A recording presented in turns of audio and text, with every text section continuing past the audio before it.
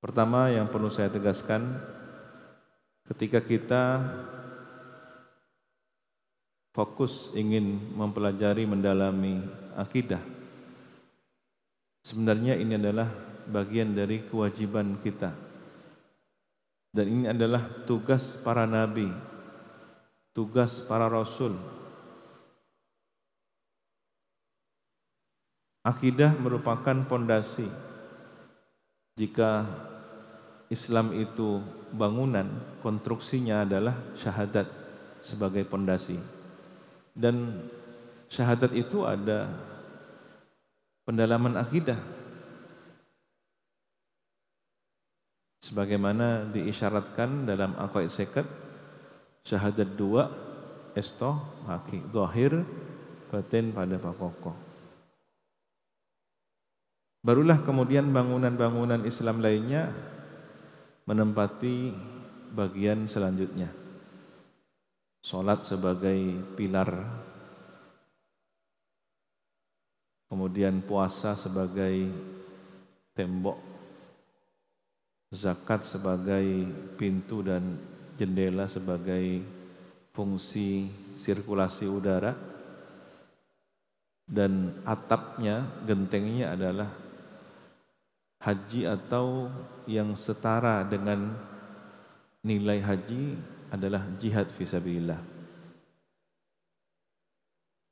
Yang kedua, ketika kita mempelajari akidah, kita sedang menjalankan wasiat guru kita, khususnya wasiat Kiai As'ad, untuk menyebarkan tauhid di masyarakat. Bahkan beliau punya risalah tauhid. Ini menunjukkan betapa pedulinya guru kita. Bahkan sebenarnya Kiai Samsul Arifin ketika Riyadhah menghasilkan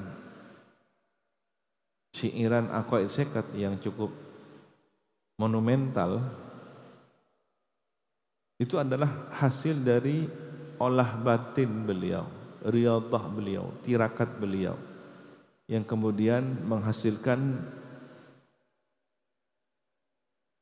suatu penanaman akidah dalam bentuk tembang syair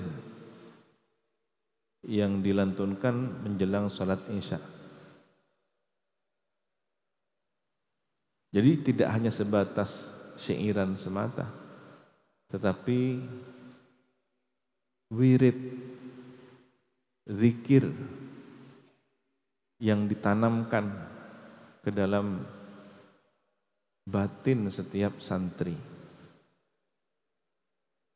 Maka ketika kita membaca aqaid sekat, belajarlah ingin menyerap suasana batin sosok Kiai Samsul Arifin. Di saat memulainya dengan kaula anyak se'eh, bagaimana Kiai Samsul saat menuliskan kalimat itu? Hasil intuisi, ilham dari Allah, bahwa beliau benar-benar menyaksikan. Bukan suatu kebetulan nama beliau adalah bergelar Syamsul Arifin Raden Ibrahim. Syamsul, matahari, Al-Arifin, orang-orang yang arif billah. Tetapi sebenarnya beliau adalah memang Syamsul Arifin yang sesungguhnya.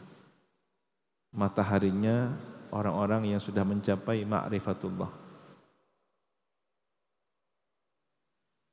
Gelar itu tidak sembarangan sekedar gelar pulang dari haji langsung dapat nama sebagai perubahan jati diri.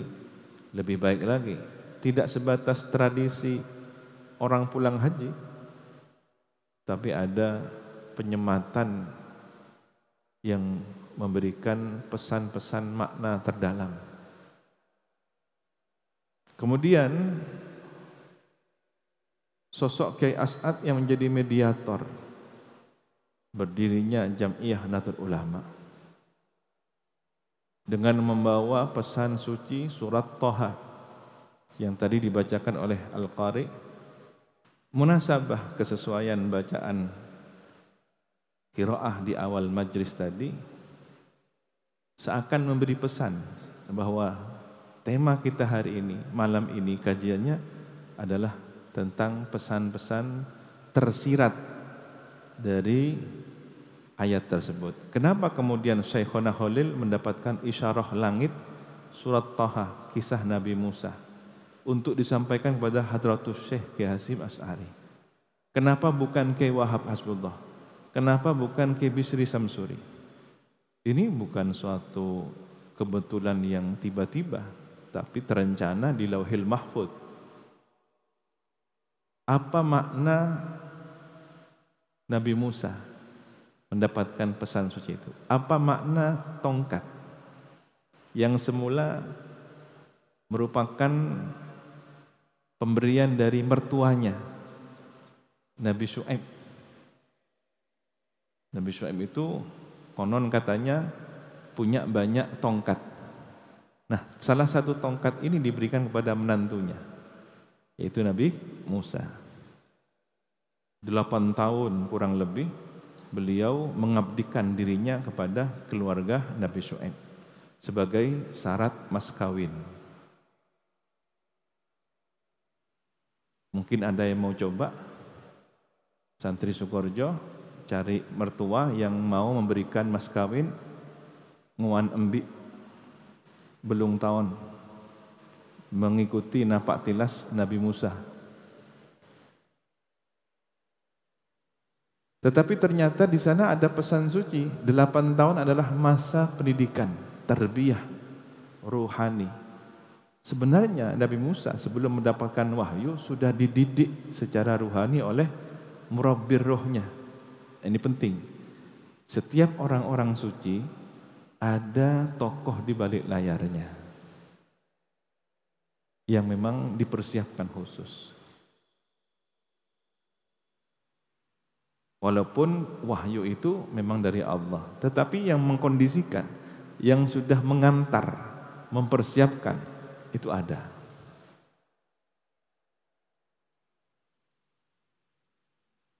Memang tidak semua, tetapi pada umumnya para insan yang suci itu ada tokoh-tokoh pembimbing yang telah mempersiapkan, ikut serta mempersiapkan ruhaninya. Yang dalam ilmu thariqah disebut dengan mursyid, atau dalam ilmu tarbiyah disebut dengan murabbi. Nabi Musa ini adalah sosok yang mewakili seluruh orang-orang yang mendapatkan petunjuk langit. Nah, statusnya sebagai nabi dan rasul ini hanya bisa terwakili oleh para ulama ar-rasikhuna, ulama al-amilun, ulama yang memiliki karakteristik khasyah billah. Itulah mengapa kemudian jatuhnya petunjuk kepada Hadratus Syekh Kiai Hasyim Asy'ari, pemegang tongkat. Karena al-ulama warasatul anbiya. Dan mengapa kemudian Hadratus Syekh Kiai Hasyim Asy'ari memiliki inisiasi nama Jam'iyah Al-Ulama. Waktu itu belum muncul istilah Nahdhah, karena Nahdhah itu usulan dari Kiai Mas Alwi Azamat Khan Surabaya. Jadi menyusul kemudian nama Nahdlatul Ulama. Mula-mula yang keluar dari lisan Hadratus Syekh didengar langsung oleh Kiai As'ad, jadi saya mendirikan Jam'iyah Ulama. Alhamdulillah, alhamdulillah. Ternyata istikharah yang selama ini saya lakukan dan para kiai lainnya, jatuhnya isyarah turun kepada guru saya, Syekhuna Khalil Bangkalan. Maka sebenarnya di balik ketokohan Hadratus Syekh ada murabbir ruh Syekhuna Khalil Bangkalan. yang mendidik ruhaninya Hadratus Syekh Hasyim Asy'ari. Pemimpinnya, panglimanya secara organisatoris Hadratus Syekh. Tetapi murabbir rohnya, tokoh di balik layarnya siapa? Syekhona Khalil Bangkalan. Dan itu dalam sejarah seringkali kita menjumpainya. Muhammad Al-Fatih, sang penakluk benteng Konstantinopel, panglimanya beliau, Raja Ottomannya itu adalah Muhammad Al-Fatih. Tetapi guru thariqahnya, guru mursyid murabbir ruhnya siapa? Ada seorang ulama yang telah mendidik Muhammad Al-Fatih sejak kecil, yang telah menanamkan hadis tentang futuhat Eropa. Jadi Satuftah Konstantinia akan ditaklukkan Konstantinopel. Itulah sebaik-baik panglima dan pasukannya sebaik-baik pasukan. Kenapa saya cerita Konstantinopel? Karena nanti ada hubungannya dengan NU, ada hubungannya dengan Ahlus Sunnah wal Jamaah. Kembali kepada isyarah tentang surat Thaha. Nabi Musa adalah sosok simbol yang mendapatkan tugas suci itu. Nah, turunannya adalah al-ulama warasatul anbiya. Sosok Hadratus Syekh Hasyim Asy'ari mewakili sosok karakteristik Nabi Musa yang tegas syariat, paham aturan agama, faqih, bukan hanya sufi. Nabi Musa itu adalah mutasyarri', tokoh syariat. Beda dengan Nabi Khidir yang lebih menunjukkan kesufiannya. Maka pemimpin organisasi seharusnya adalah pemegang syariat. Jangan diberikan kepada wali jadab. Bahaya. Tidak bisa diikuti oleh masyarakat.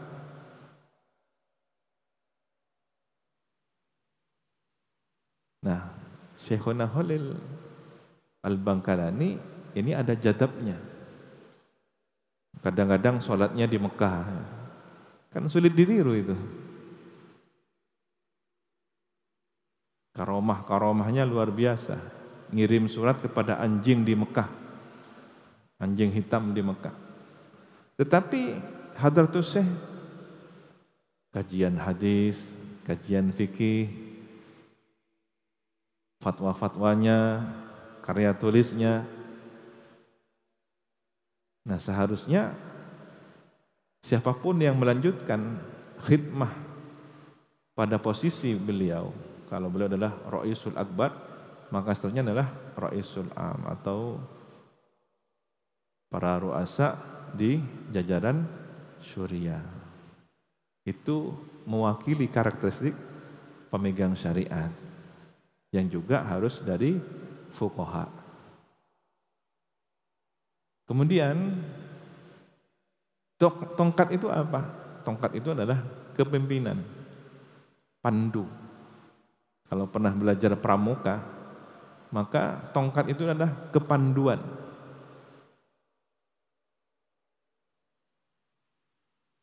Fungsinya untuk memandu. Maka sosok Nabi Musa yang menjadi pengembala ini adalah karakteristik para pengayom umat. Pengayom umat. Hampir setiap nabi adalah pengembala sebelum diangkat menjadi nabi. Termasuk baginda Nabi Muhammad SAW.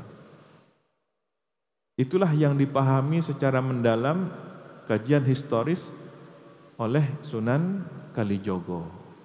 Sehingga melahirkan tembang tak ijo royo-royo. Cah angon tanduri sumilir. Cah angon itu siapa? Para pengembala ini, para kader ulama ini yang siap untuk mengayomi umatnya. Para cah angon ini sudah terlatih angon wedhus, mengembala kambing. Dan kambing itu karakter binatang yang manut, yang nurut. Beda dengan unta, beda dengan binatang lainnya. Lebih disiplin, lebih jinak, lebih tersistem kambing. Orang Mekah itu pengembala kambing. Najd itu pengembala unta. Makanya karakteristik orang Hijaz lembut-lembut, nurut-nurut. Tapi karakter orang Najd itu keras-keras. Termasuk turunannya ke bawah. Nah, ini nanti ada hubungannya dengan NU juga kan. Begitu. Kemudian sekali waktu tongkat Nabi Musa ini berubah menjadi ular.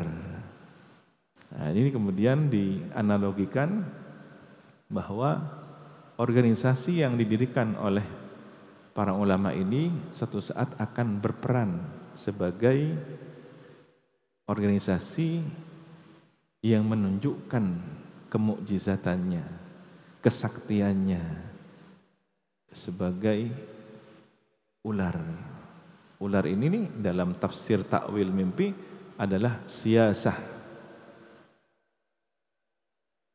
Siasah. Tongkat sendiri para pengembala itu juga sering disebut dengan sasa yasusu siasatan. Mengatur cara mengembala. Maka siasah adalah cara mengatur untuk sosial kehidupan masyarakat. Dan salah satu fungsi dari tongkat itu adalah ma'aribu ukhra yang dipahami oleh para kiai. Ini juga organisasi NU tidak boleh melupakan ekonomi. Karena tongkat yang digunakan Nabi Musa sekali waktu adalah untuk mengambil dedaunan agar ternaknya bisa menggapainya. Berarti organisasi ini juga harus memiliki peran-peran ekonomi. Tadi sudah dimulai muqaddimahnya oleh Ustadz Wahid bahwa sebelum NU lahir sudah ada taswirul afkar yang itu merupakan simbol dari sejarah Nabi Musa mendapatkan wahyu di Bukit Tur Sina. Wa kallamallahu Musa taklima. Jadi kallamallahu Musa taklima itu adalah taswirul afkarnya. Kemudian nahdlatul watan, kecintaan kepada negeri. Bagaimana Nabi Musa berhijrah ke Madian, kembali lagi ke Mesir untuk membawa kaumnya Bani Israel selamat dari Taghut Fir'aun. Tentang nasionalisme. Kemudian di situ juga ada isyarah bahwa tongkat Nabi Musa membantu urusan pangan ternaknya. Maka Nahdlatul Tujar. Jadi lengkap cikal bakal lahirnya NU dari 3 organisasi ini. Ini muqaddimah ya, masih banyak yang perlu diperluas. Saya berharap sekolah Aswaja ini yang digawangi oleh Aswaja Center terus memberikan program-program terbaik.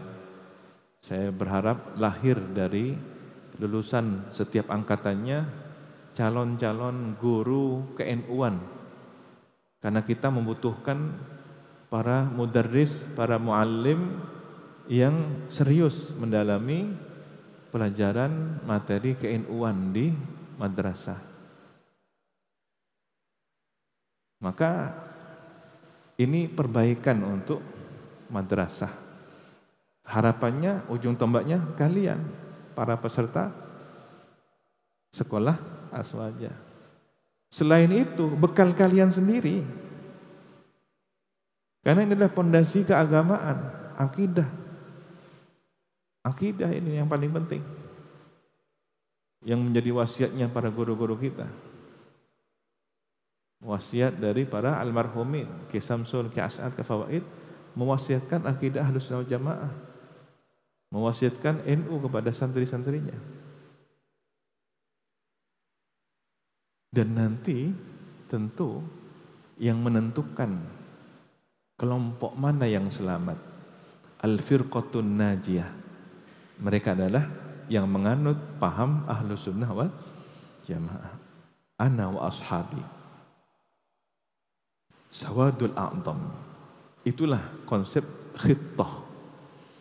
Jadi khittah itu kembali kepada jumlah mayoritas umat ini ada di mana.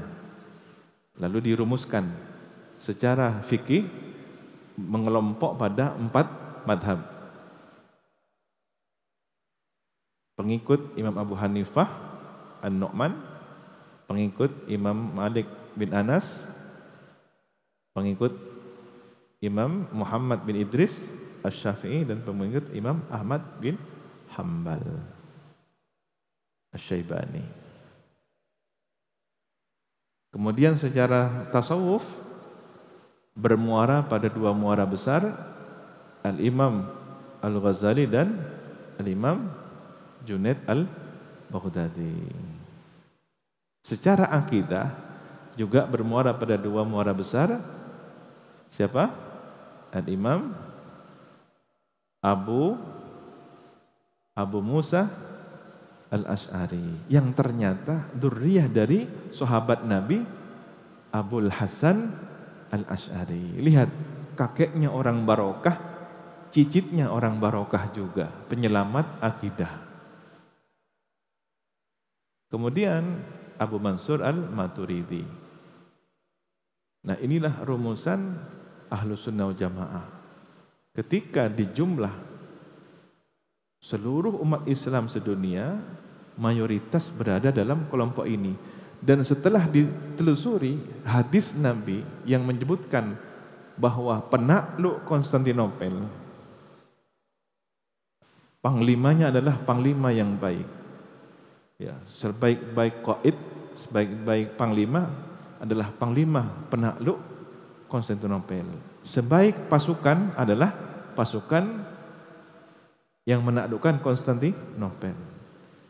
Itulah mengapa kemudian salah seorang sahabat Nabi dan wafat di sana.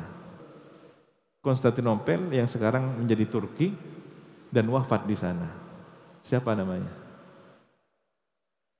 Makamnya ada di sana.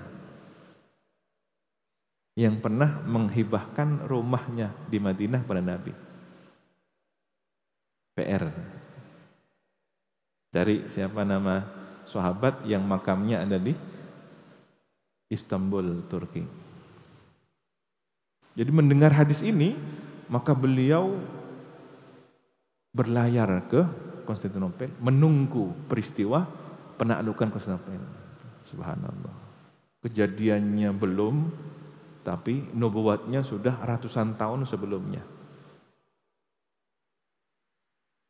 Dan Muhammad Al-Fatih bermadhab Ahnaf, pengikut Imam Abu Hanifah An-Nu'man. Panglima-panglimanya, komandan-komandannya, batalion-batalionnya, pasukan-pasukannya bermadhab Malikiyah, Syafi'iyah, dan Hanabilah. Nyambung bahwa sebaik-baik pasukan, sebaik-baik panglima, ternyata isinya siapa? 4 mazhab. Sawadul a'dhamnya di sini. Kok tiba-tiba ada kelompok kecil merasa paling Ahlussunnah wal Jamaah, kemudian menyalahkan yang mayoritas? Siapapun yang berintisab kepada Asy'ari, akidahnya disesatkan. Nah, ini kan aneh. Dia yang sendiri, dia yang membedahi mayoritas, tapi dia yang merasa paling mayoritas. Nah, ini yang akan nanti dipelajari siapa kelompok yang anani, ego dalam teologi keagamaannya. Yang terakhir,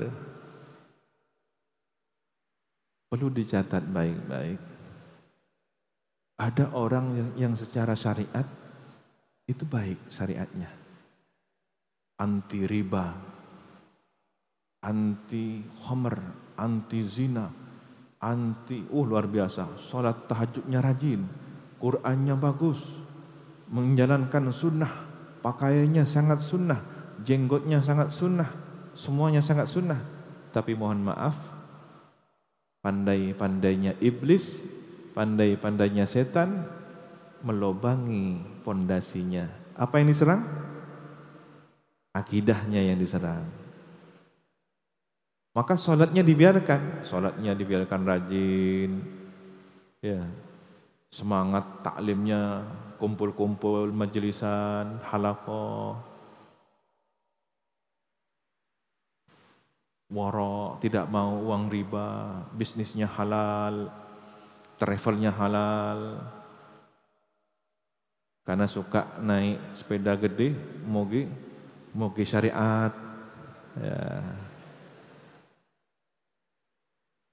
Tapi yang bolong apanya? Akidahnya kena.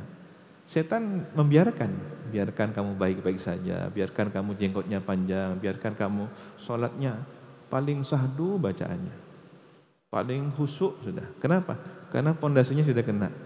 Nah, sebaliknya, yang sudah ahlus sunnah wal jamaah ini, yang sudah ada dalam rangkuman sawadul a'dham, yang sudah mendapatkan predikat sebagai ahlus sunnah wal jamaah, al-firqatun najiyah, akidahnya baik, setan tidak membiarkan. Dibuat males mutola'ah, dianggap cukup mondok ambil barokah saja, tidak perlu rajin-rajin belajar, yang penting barokah. Akhirnya akidahnya dilemahkan di sini. Akhirnya pulang, yang penting saya NU, yang penting saya pernah mondok di Sukoharjo. Tetapi urusan riba, mabuk duk PC, ya, urusan narkoba kena juga, urusan macam-macam. Kenapa? Karena dicari cara-cara lain yang bisa merusak amalnya. Akidahnya sudah tidak dikena, akidahnya sudah selamat, tapi pintu-pintu lainnya dimasuki. Na'udzubillahi min dzalik. Maka jadilah kalian kader ahlus sunnah jamaah yang juga wara, yang juga selamat, iffatun nafsi. Jangan menjadi orang yang mukhadir, pemabuk, jangan menjadi orang yang pemalas, jangan menjadi orang yang ribawi, jangan menjadi orang. Alhasil harus belajar kafah dalam beragama itu. Kenapa tetangga sesama tetangga akur, hidupnya damai? Karena akidahnya sudah dikena, agamanya sudah dirusak, maka sosialnya dibiarkan baik-baik saja. Begitu. Jangan tertipu ya. Loh, orang non-muslim kok akhlaknya baik ya, orang non-muslim kok jujur ya. Ya memang dibiarkan oleh setan, karena sudah pondasi akidahnya dikena. Tapi umat Islam karena imannya tidak dikena, maka dirusaklah yang lainnya. Dibuat malas sholat, dibuat malas ngaji Quran, dibuat malas untuk menjalankan syariat dengan baik. Cara-cara itu yang kemudian merusak. Mudah-mudahan kita senantiasa dijaga oleh Allah Subhanahu wa taala. Closing sebagai penutup, belajarlah kajian ke-NU-an Ahlus Sunnah Jamaah atas dasar fondasi agama, karena ini adalah ibadah i'tiqadiyah. Ibadah i'tiqadiyah yang pahalanya sepanjang hayat. Setiap nafas kita akan bernilai pahala selama kita berakidah yang selamat. Nafasnya kita ini sudah menjadi ibadah. Kenapa? Karena membersamai keyakinan i'tiqad yang benar. Itulah ibadah yang paling lama. Ibadah yang tidak ada takbiratul ihramnya, tidak ada salamnya. Ibadah i'tiqadiyah sepanjang hayat. Tidak ada istirahatnya. Jangan pernah istirahat dari iman. Jangan pernah istirahat dari yakin kepada Rasul. Jangan pernah istirahat yakin kepada hari kiamat. Tidak ada istirahatnya sepanjang hayat. Bahkan ketika mati dan hidup kembali, kita akan membawa akidah ini, alaiha nahya wa alaiha namut wa inna insyaallah biha nub'atsu minal aminin.